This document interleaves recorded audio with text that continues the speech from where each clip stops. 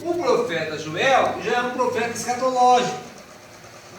Mas Joel, além de ser escatológico, ele é um profeta da reforma agrária. Porque ele começa a cobrar algumas questões de uma justiça agrária e social que não estava sendo cumprida entre vassalos, donos de terra e empregados. E porque havia uma exploração dos senhores da terra para com seus escravos, e havia também uma idolatria praticada dentro do contexto religioso, que era um contexto sincretista e politeísta, ele vai cobrar que precisa haver uma mudança, e vai apontar o erro, e vai apontar as consequências desse erro, dizendo inclusive que haverá de vir uma praga de gafanhotos, que a terra vai ser comida, a natureza vai sofrer consequências, e a plantação vai ser devastada, e os frutos da terra vão ser exauridos. Por quê? Porque vai vir uma praga de gafanhotos e vai comer, vai colher, vai assolar a terra. Mas também Joel, além disso, ele vai, dentro do seu desenvolvimento do livro, vai profetizar uma profecia da vinda de um avivamento. Mas esse avivamento de Joel 2:28, que é o muitos confundem e vão aplicar ele como semente a efusão do Espírito Santo lá em Pentecostes. Mas na verdade o que Joel está profetizando não é a efusão no dia do Pentecostes. O que Joel está profetizando é o que? Um último avivamento que há de vir sobre Israel, que naquele momento Israel vai converter-se integralmente a Deus, porque o Espírito Santo virá integralmente sobre Israel. Claro que Pedro utiliza essa mensagem, quando Pedro está pregando lá no dia de Pentecostes, aquela defesa que Pedro faz, Pedro vai falar: olha, isso é cumprimento da profecia do profeta Joel, que disse que nos últimos dias. Mas que últimos dias desses que Pedro está se referindo e Joel se refere? Os últimos dias da face da terra. Então aquilo que Pedro está falando é o início de uma dispensação que inicia na mensagem de Pedro e vai até o arrebatamento da igreja, que é a dispensação da graça. Que a dispensação da graça, quem é que move? Quem é que impulsiona ela? Quem é que movimenta ela? Quem é que conduz ela? O Espírito Santo. Porque Jesus, que efetivou ela, que a promulgou, foi ascendido aos céus. Mas quem vai dar a impulsão dessa mensagem da graça, desse evangelho da graça, dessa participação da igreja na face da terra? O Espírito Santo. Por isso que ele é o agente da salvação e aquele que é o anfitrião e o condutor da igreja até ao arrebatamento. Agora, Joel também é um profeta que vai ser escatológico, porque ele vai trazer a alusão à batalha do Armagedon, que vai ocorrer no vale de Josafá, que é o vale de Meguido, que a região do Meguido é onde vai se localizar ou vai surgir um vale que vai ser denominado Vale de Josafá, que vai ser justamente também dentro da região de Azael, Porque quando Cristo pisar a planta dos pés do Monte das Oliveiras, num espaço de 300 metros de comprimento, abre-se um vale, repartindo uma região para outra.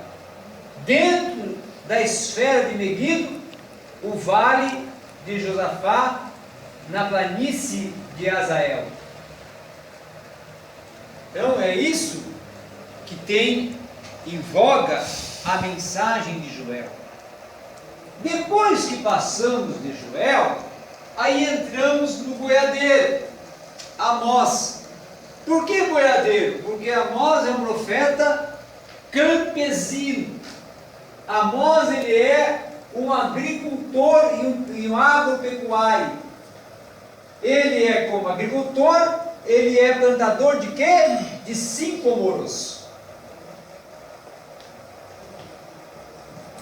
E ele, inclusive, utiliza ou exemplifica essa plantação para trazer uma mensagem de cobrança para Israel.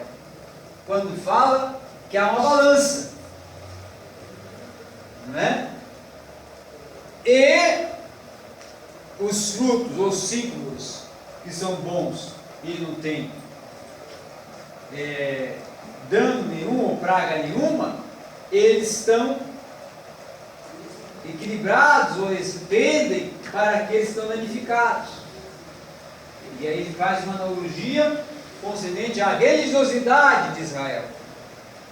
Mas também Amós é também um pecuário. Por quê? Porque ele cuida de rebanho.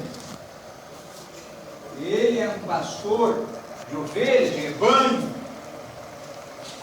Então ele é como se fosse tirado ou vindo lá do campo, como um fazendeiro, como um proprietário de terras, e ele vai trabalhar a sua mensagem justamente para a região de Israel, que era Tecoa, que é justamente a região da onde ele vem.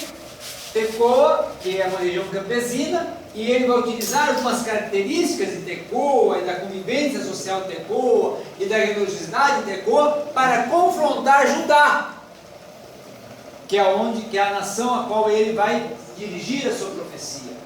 E aí ele traz em pauta cobranças para Judá, cobranças para da questão de religiosidade, da questão social, da desintegração social de terras, da indiferença social daqueles que se encontram numa classe superior para aqueles que se encontram numa classe inferior, da cobrança extrema de impostos, da opressão que os ricos fazem sobre os pobres ou os menos favorecidos. E Amós também vai trabalhar a questão não só dessa justiça social, mas também da idolatria praticada em Israel. E aí até existe um livro, ou alguns teólogos que chamam a mensagem de Amós como a mensagem do dia do leão. Ou seja, porque Amós fala, e o leão ruge. Então, justamente ele vai estar falando assim, olha, quem é o leão? Ele está aludindo a Deus, ao Senhor, como o leão da tribo de Judá. Então, o leão como aquele, também como animal que está feroz, bravo, revoltado, com raiva, pronto para atacar, por causa da contrariedade que se contraiu no seu coração com as ações praticadas pelo próprio povo. Então a mensagem de Amós é uma mensagem de confronto para com a população. Vamos em frente, e aí passamos agora para o quarto profeta, que é Obadias. Obadias é o menor livro dos profetas menores, porque tem só apenas 21 versículos, tá? E Obadias, ele é, nesses 21 versículos, uma pausa para o comercial, beba Coca-Cola.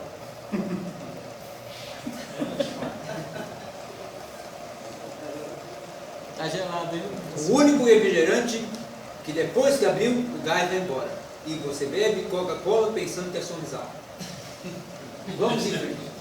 Então, dentro desse contexto de Obadias vai trabalhar os 21 versículos fazendo uma rememorização histórica, fazendo eles relembrar um pecado que eles cometeram. E um pecado histórico. Você se lembra? Porque Edom é herança de quem? De Esaú.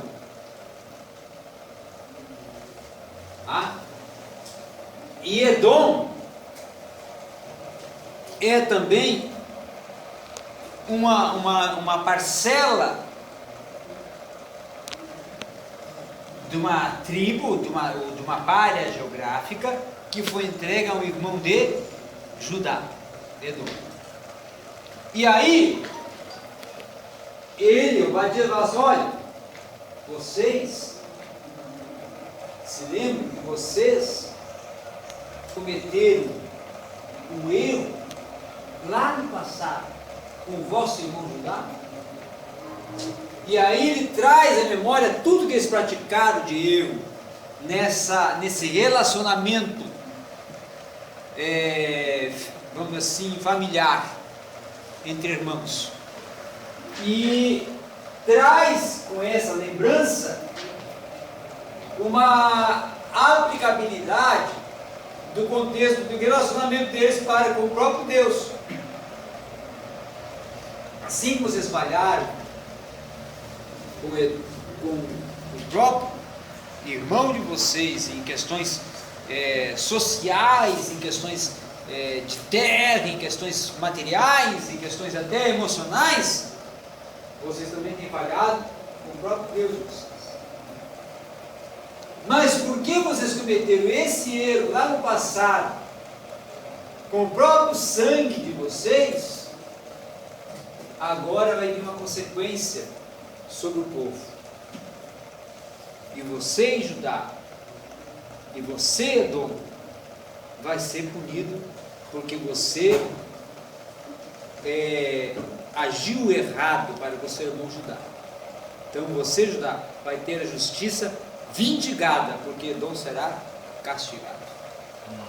E aí, então o livro é pequeno, só 21 versículos, mas a mensagem tem uma profundidade histórica. Depois entramos em Jonas. Jonas, ele é um livro chamado missiológico, denominado missiológico, mas um livro também com aspecto histórico, tá? Um livro que trata a questão, relacionamento de um homem, no caso o profeta, tá? Com a promessa e a chamada de Deus, e como é que ele desenvolve ou ele compreende isso, e trata também de uma questão do preconceito que Jonas faz para um povo, para uma raça, e como é que Deus trata essa questão do preconceito, e trata também a questão da paternidade de Deus, no sentido da efetivação da sua misericórdia para com o povo, que é outrora rejeitado, e o próprio Jonas rejeita, e Deus levanta Jonas para ir ao povo rejeitado,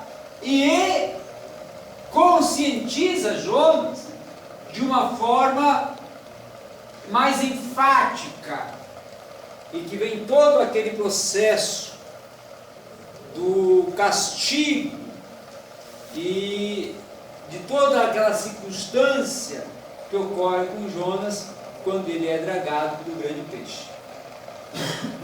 Então, o livro do profeta Jonas, ele é um livro também que ele pode fazer, nós podemos fazer um relacionamento dele com Atos dos Apóstolos, podemos fazer um relacionamento dele com a ação missiológica da igreja, e ele tem o sentido de uma mensagem de relação com o proto-evangelho.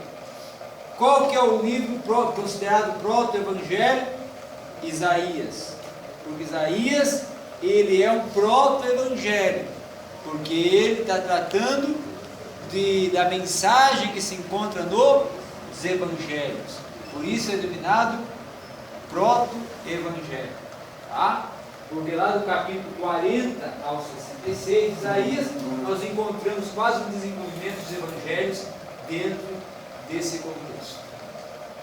E aí é denominado proto-Isaías e proto-evangelho. Ok? Então, essa seria a aula de hoje.